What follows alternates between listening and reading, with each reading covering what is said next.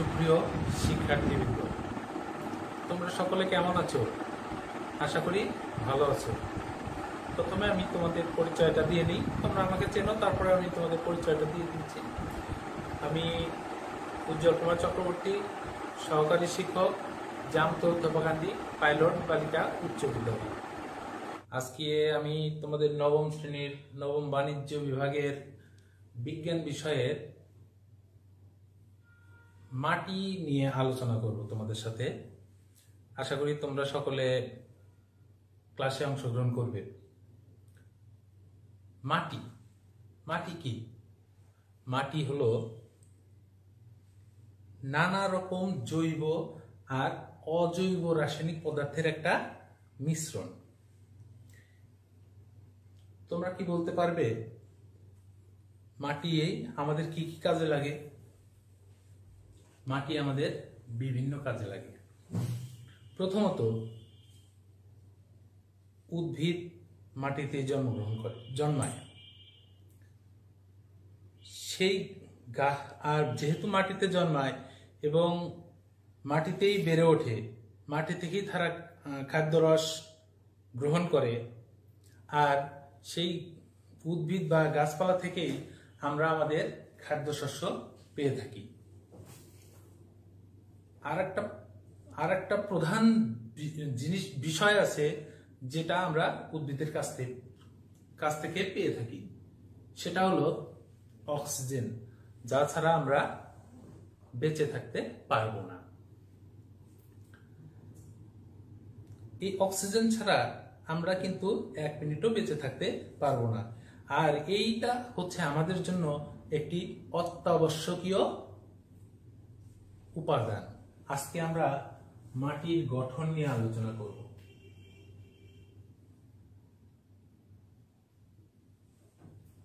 গঠন।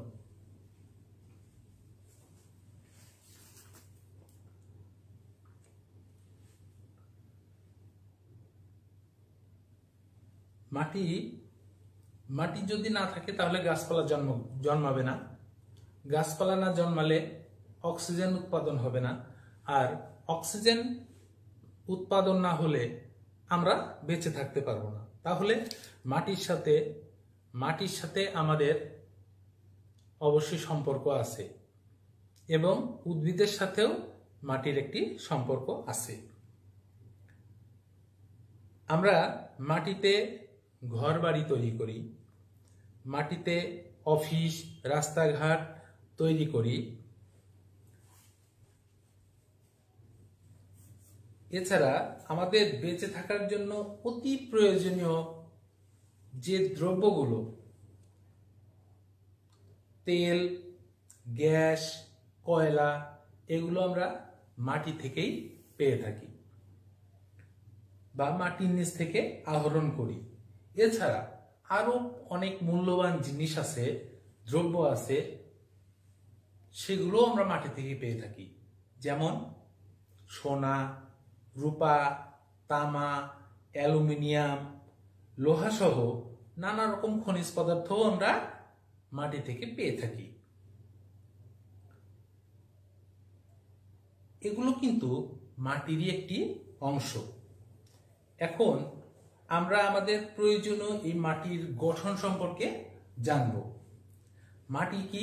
মাটি হচ্ছে নানা রকম জৈব অজৈব পদার্থের একটি মিশ্রণ। বিভিন্ন এলাকার মাটি বিভিন্ন রকম হয়ে থাকে, তাই না? মাটিতে বিদ্যমান পদার্থগুলো সাধারণত 4 ভাগে ভাগ করা হয়েছে। কি কি? একটা হচ্ছে খনিজ পদার্থ, একটি জৈব পদার্থ, একটি বায়বীয় পদার্থ, আর হচ্ছে পানি। এই 4টা ভাগে ভাগ করা হয়েছে। এসব পদার্থ বেশিরভাগ সময়ই কি করে? একটি আরেকটার সাথে মিশে এক ধরনের জটিল মিশ্রণ তৈরি করে। তাই একটিকে আরেকটি থেকে সহজভাবে পৃথক করা যায় না। মাটিতে বিদ্যমান খনিজ পদার্থগুলোকে আমরা কি বলবো? অজৈব যৌগ। মাটিতে প্রধান খনিজ পদার্থ বা অজৈব পদার্থগুলো আমরা একটু জেনে নেই কোনগুলো। যেমন হচ্ছে ক্যালসিয়াম, অ্যালুমিনিয়াম, ম্যাগনেসিয়াম, লোহা, সিলিকন, পটাশিয়াম, সোডিয়াম, অল্প পরিমাণে আছে ম্যাঙ্গানিজ, কপার। আমরা একটু লিখি। ক্যালসিয়াম, ক্যালসিয়ামকে আমরা সংক্ষেপে কি দ্বারা প্রকাশ করি? Ca দ্বারা, তাই না? ক্যালসিয়াম। তারপরে কি আছে? সোডিয়াম, সোডিয়ামকে আমরা প্রকাশ করি কি দ্বারা? Na দ্বারা, সোডিয়াম। তারপরে আমরা অ্যালুমিনিয়ামকে কি দ্বারা প্রকাশ করি? Al, aluminium. ম্যাঙ্গানিজকে Mg।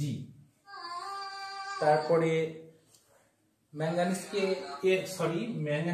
Mn দ্বারা প্রকাশ করি।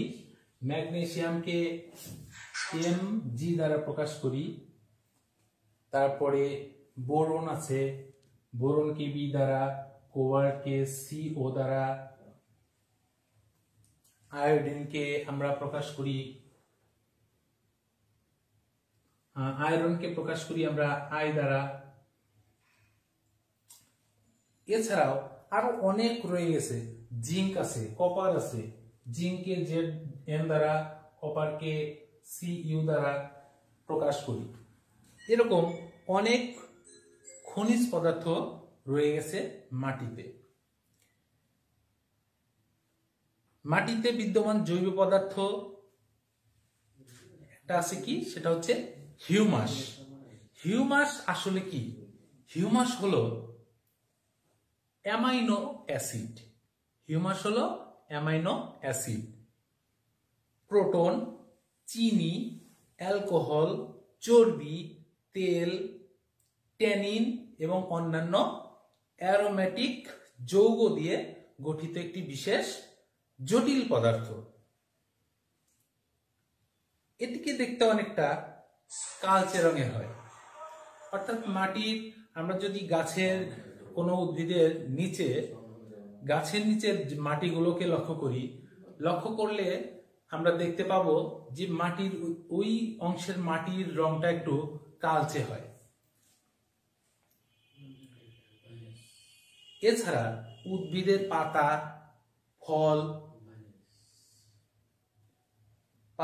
ফল এগুলো, ফলের খোসা, এগুলো মাটিতে পচেও হিউমাস, কিংবা বিভিন্ন প্রাণীর দেহাবশেষ, এগুলো মাটিতে মিশে হিউমাস তৈরি হয়। আয়তন অনুসারে মাটিকে বিদ্যমান পদার্থগুলো আমরা একটু চিত্রের সাহায্যে দেখব।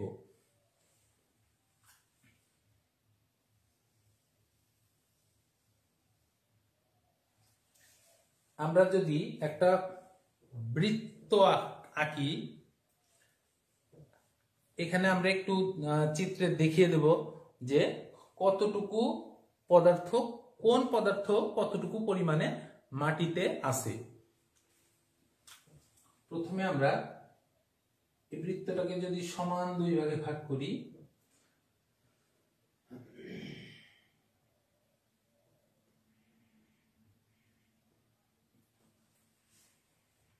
প্রথমে আমরা সমান দুই ভাগে ভাগ করলাম, করে দুই ভাগের অর্ধেক অর্থাৎ 25 ভাগ মাটিতে আছে কি? বায়বীয় পদার্থ। 25 ভাগ, এটা হচ্ছে বায়বীয় পদার্থ। বায়বীয় পদার্থ আছে 25 ভাগ। আর মাটিতে পানি আছে কতটুকু? 25 ভাগ পানি। আর অজৈব বা খনিজ পদার্থ আছে সবচেয়ে বেশি পরিমাণে, সেটা হচ্ছে কত? 45 ভাগ। 45 ভাগ। তাহলে বাকি থাকে কতটুকু? 5 ভাগ। এই 5 ভাগ থাকবে কি? 45 ভাগ খনিজ পদার্থ। তাহলে এই 5 ভাগ থাকবে কি? জৈব পদার্থ, জৈব পদার্থ। তাহলে দেখো, আমরা যদি এটা একটা পাই চিত্রের সাহায্যে দেখি, তাহলে দেখা যাবে কি 25, এটা হচ্ছে মাটির গঠন। মাটির গঠন, মাটিতে কোন অংশের মাটিতে যদি আমরা ভালোভাবে পরীক্ষা করি তাহলে দেখতে পাবো সেখানে 25 ভাগ থাকবে বায়বীয় পদার্থ, 25 ভাগ থাকবে পানি, 45 ভাগ থাকবে খনিজ পদার্থ এবং 5 ভাগ থাকবে জৈব পদার্থ। আশা করি তোমরা সকলে বুঝতে পারছো। মাটিতে বিদ্যমান পানির ভূমিকা অতি গুরুত্বপূর্ণ, বিশেষ করে গাছপালার জন্য বা উদ্ভিদের জন্য। তাহলে কি তোমাদের মনে প্রশ্ন জাগছে না যে মাটিতে পানি কোথায় আর কিভাবে থাকে? নিশ্চয়ই প্রশ্ন জাগছে। মাটিতে পানি থাকে মাটির কণার মাঝে যে ফাঁকা জায়গা থাকে, সেই ফাঁকা জায়গাগুলোতে বা রন্ধ্রে, মাটির কণার ফাঁকে যে জায়গা থাকে সেই জায়গাকে রন্ধ্র বলা হয়। সেই রন্ধ্রের ভেতরেও পানি থাকে। এই রন্ধ্রের আকার আকৃতির উপর নির্ভর করে মাটির পানি ধারণ ক্ষমতা। এই ফাঁকা জায়গা বা রন্ধ্রের আকার যদি বড় হয় তাহলে সেখানে পানি ধারণ ক্ষমতাটা বেশি থাকে, আর যদি ফাঁকা জায়গা বা রন্ধ্রের আকার যদি ছোট হয় তাহলে সেখানে পানি ধারণ ক্ষমতা থাকে কম। অর্থাৎ আমরা যদি এইভাবে বলি যে বেলে মাটির পানি ধারণ ক্ষমতা সবচেয়ে কম, কারণ বেলে মাটির যে কণাগুলো আছে, মাটির কণা, সে মাটির কণাগুলো আকারে বড়।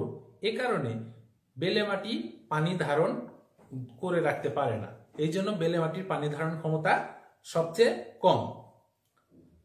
যদি আমরা ধরি এঁটেল মাটি, এঁটেল মাটির পানি ধারণ ক্ষমতা আমরা জানি সবচেয়ে বেশি।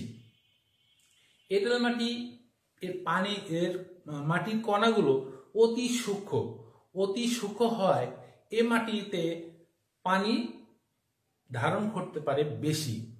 এই কারণে তোমরা দেখতে পারবে যে আগের দিনে মানুষ যারা ছিল তারা বেশিরভাগ সময় তারা মাটির হাঁড়ি পাতিলেই রান্না বান্না করত। যদি এর মধ্যে দিয়ে পানি বের হয়ে যেত তাহলে কিন্তু এর মধ্যে তারা রান্না করতে পারতো না। তার মানে তখন এই মাটির তৈরি দ্রব্যাদির প্রচলনটা বেশি ছিল। কিন্তু বর্তমানে আমরা এখন নানা রকম দ্রব্যের উপরে মাটিটাকে আমরা অ্যাভয়েড করে যাচ্ছি, করে অন্য দ্রব্যের প্রতি আকৃষ্ট হচ্ছি। তাহলে দেখো যে মাটির কণার ফাঁকে যে স্থান বা পত্ররন্ধ্র ছাড়াও আরেকটা জিনিস দেখো, যে মাটির কণার যে ফাঁকা জায়গা, সে ফাঁকা জায়গা ছাড়াও মাটির কণায় শোষিত অবস্থায়ও কিন্তু পানি থাকতে পারে। মাটি যেটা শোষণ করে নেয়, শোষিত অবস্থায় থাকতে পারে। মাটিতে থাকা হিউমাস পানি শোষণ করে রাখতে পারে। মাটিতে যে হিউমাস আছে সেই হিউমাসও কিন্তু পানি শোষণ করতে পারে। হিউমাসের শোষিত পানি সহজে গাছপালা কি হয়, স্থানান্তরিত হয় না। হিউমাস যে পানিটা শোষণ করে সেই পানি উদ্ভিদ সহজে কিন্তু শোষণ করে নিতে পারে না। মাটিতে পানি না থাকলে কি সমস্যা হতে পারে বলতো? মাটিতে পানি না থাকলে নানা রকমের সমস্যা হতে পারে। যেমন আমরা যদি মরুভূমির কথা ভাবি, সেখানে পানির নাই, বিধায় সেখানে কোনো গাছপালাও জন্মগ্রহণ করে না, জন্মায় না। মরুভূমি যেখানে দু একটি বিশেষ প্রজাতির গাছ আছে সেইগুলো শুধুমাত্র জন্মায়। অর্থাৎ মাটিতে পানি না থাকলে গাছপালা জন্মাতে পারে না বা জন্মাতে পারতো না। আবার যদি জন্মালেও সেটা বেড়ে উঠতে পারতো না, কারণ উদ্ভিদে বেড়ে ওঠার জন্য কি দরকার? পানি দরকার এবং মাটি দরকার। মাটি আছে কিন্তু পানি নেই, তাহলে তো উদ্ভিদ বৃদ্ধি পাবে না, বড় হতে পারবে না। তোমরা জানো যে উদ্ভিদের কোষের অন্যতম গুরুত্বতম একটি অংশ হচ্ছে প্রোটোপ্লাজম, আর এই প্রোটোপ্লাজমের শতকরা 85.95% হচ্ছে পানি। একটি প্রোটোপ্লাজমের উদ্ভিদের যে প্রোটোপ্লাজম আছে সেই প্রোটোপ্লাজমের 85.95 অংশই পানি, যা আসে সম্পূর্ণ মাটি থেকে। গাছ তার পাতায় থাকা যে স্টোমাটা আছে সেই স্টোমাটা দিয়ে কিছু পানি কি করে, গ্রহণ করে। তো যদি গ্রহণ করলেও বেশিরভাগই গাছের মূল উদ্ভিদ কি করে, মাটি থেকে মূলের সাহায্যে পানি শোষণ করে। মাটি থেকে পাওয়া এই পানির সাহায্যে মূলত গাছপালা কি করে, সালোক সংশ্লেষণ প্রক্রিয়ার মাধ্যমে নিজের খাবার নিজেই তৈরি করে। আমাদের যে অক্সিজেন দেয়, উদ্ভিদ কি করে, আমাদের অক্সিজেন দেয়। গাছ তার প্রয়োজনীয় পুষ্টি কোথা থেকে পায়? পুষ্টির মধ্যে যেমন আছে খনিজ পদার্থ, নাইট্রোজেন, ফসফরাস ইত্যাদি। মাটি থেকে উদ্ভিদ কি করে, এগুলো সরাসরি গ্রহণ করতে কিন্তু পারে না, এগুলো গ্রহণ করে মূলের সাহায্যে। এক্ষেত্রে পানি মাধ্যম হিসেবে কাজ করে। পানি কাজেই আমরা যদি দেখি যে পানি না থাকলে উদ্ভিদ মাটি থেকে সে পুষ্টি উপাদান গ্রহণ করতে পারতো না, ফলে এদের বেড়ে ওঠাও সম্ভব হতো না। যেমন আমরা যদি পুষ্টি সমৃদ্ধ খাবার না খাই তাহলে কিন্তু আমরা সঠিকভাবে বেড়ে উঠতে পারবো না। উদ্ভিদের ক্ষেত্রেও কিন্তু ঠিক তাই, কারণ উদ্ভিদকে তো অতিরিক্ত খাবার দেওয়ার প্রয়োজন হয় না। উদ্ভিদ কি করে, মাটিতে যে খাবার থাকে উদ্ভিদ সেই খাবারটা গ্রহণ করে। হ্যাঁ, আমরা অতিরিক্ত হিসেবেও অনেক সময় পুষ্টি হিসেবে কি দিয়ে থাকি, সার দিয়ে থাকি, সেটা হচ্ছে অতিরিক্ত। কিন্তু দেখো, উদ্ভিদকে যদি আমরা কোনো পুষ্টি না দিই, কোনো সার না দিই, তাহলে কিন্তু উদ্ভিদ বড় হয়ে ওঠে, বৃদ্ধি পায়। সেটা কিভাবে? কারণ মাটিতে যে পুষ্টি উপাদানগুলো রয়ে গেছে সেই পুষ্টি উপাদানগুলো কি করতেছে, উদ্ভিদ মাটি থেকে গ্রহণ করছে। কার সাহায্যে? মূলের সাহায্যে গ্রহণ করছে। এবার আমরা একটু আসব মাটিতে থাকা বায়বীয় পদার্থ প্রসঙ্গে। মাটিতে যে বায়বীয় পদার্থ আছে সেই প্রসঙ্গে আমরা আসব। আমরা তো এর আগে জেনে আসলাম যে মাটির কণার মাঝে ফাঁকা থাকে বা রন্ধ্র থাকে, সেখানে কি থাকে, পানি থাকে, তাই না? তেমনি বায়বীয় পদার্থ কিন্তু থাকতে পারে। মাটিতে নাইট্রোজেন, অক্সিজেন আর কার্বন ডাই অক্সাইড গ্যাস থাকে। মাটিতে নাইট্রোজেন, অক্সিজেন এবং কার্বন ডাই অক্সাইড গ্যাস থাকে। মজার ব্যাপার দেখো, মাটিতে থাকা গ্যাসের সাথে কিছু বায়ুমণ্ডলে থাকা গ্যাসের বিনিময় হতে থাকে। অর্থাৎ বায়ুমণ্ডলের গ্যাস মাটিতে যায় এবং মাটিতে থাকা গ্যাস বায়ুমণ্ডলে চলে আসে। বায়ুমণ্ডলে যে গ্যাস রয়ে গেছে সেটা মাটিতে যাচ্ছে, আবার মাটিতে থাকা গ্যাসও কিন্তু বায়ুমণ্ডলে আসছে। তোমরা হয়তো লক্ষ্য করে দেখবে যে শীতকালে সাধারণত বিভিন্ন ধরনের উদ্ভিদ আছে যেগুলোর উদ্ভিদের গোড়াগুলো, গাছের গোড়াগুলো মাটি ঢেকে দেওয়া হয়, পলিথিন দিয়ে ঢেকে দেওয়া হয়। কারণ কি? কারণ তো অবশ্যই আছে। কারণ হলো শীতকালে দেখবা যে যেহেতু বৃষ্টিপাত কম হয় অর্থাৎ মাটিতে রসের পরিমাণ কম থাকে। যদি রসের পরিমাণ মাটিতে কম আছে তারপরেও সেটা যদি বাষ্প আকারে মাটি থেকে পানিগুলো বের হয়ে যায় তাহলে তো উদ্ভিদের জন্য সেটা আরো ক্ষতিকর হবে। এই কারণে কি করা হয়, মাটি বিশেষ করে উদ্ভিদের গোড়ায় পলিথিন দিয়ে ঢেকে দেওয়া হয় যেন বাষ্প আকারে পানিগুলো না বের হয়ে যায়। এই প্রক্রিয়ায় মাটির বায়োবায়ন, এই যে মাটিতে দেখো যেটা বললাম যে বায়ুমণ্ডলের গ্যাসগুলো মাটিতে সংযোজন হচ্ছে, আবার মাটির গ্যাসগুলো বায়ুতে সংযোজন হচ্ছে। এই প্রক্রিয়াটাকে বলা হয় হচ্ছে বায়োবায়ন। ইংরেজি থেকে বলা হয় সয়েল এরেকশন।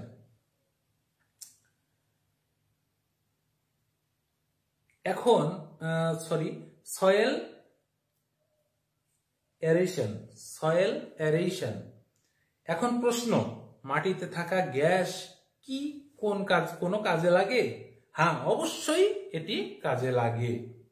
মাটিতে নানা রকম উপকারী অণুজীব থাকে, এগুলোর মধ্যে কিছু অণুজীবের জন্ম আর বেড়ে ওঠার জন্য অক্সিজেন অত্যাবশ্যক।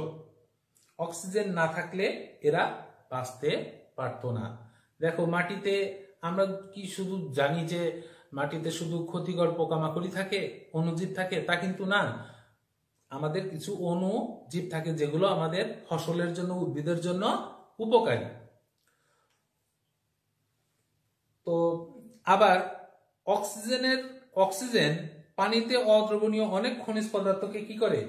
ভেঙে দ্রবণীয় পদার্থে পরিণত করে, যা মাটিতে থাকা পানিতে দ্রবীভূত হয় এবং পরে উদ্ভিদে কি হয়? স্থানান্তরিত হয়ে যায়। পানি আর বাতাস কিভাবে সেটি কাজে লাগায়। তো আজকে তোমাদের পার্ট এই পর্যন্ত রাখবো। আগামী ক্লাসে তোমাদের জন্য নিয়ে আসবো কিভাবে এই পানি, মাটিতে যে পানি থাকে এবং বাতাস থাকে, সেটা উদ্ভিদের জন্য কিভাবে কাজে লাগে আমরা আগামী ক্লাসে দেখব। সে পর্যন্ত তোমরা ভালো থাকো, সুস্থ থাকো এবং স্বাস্থ্যবিধির যে নিয়মগুলো আছে সেগুলো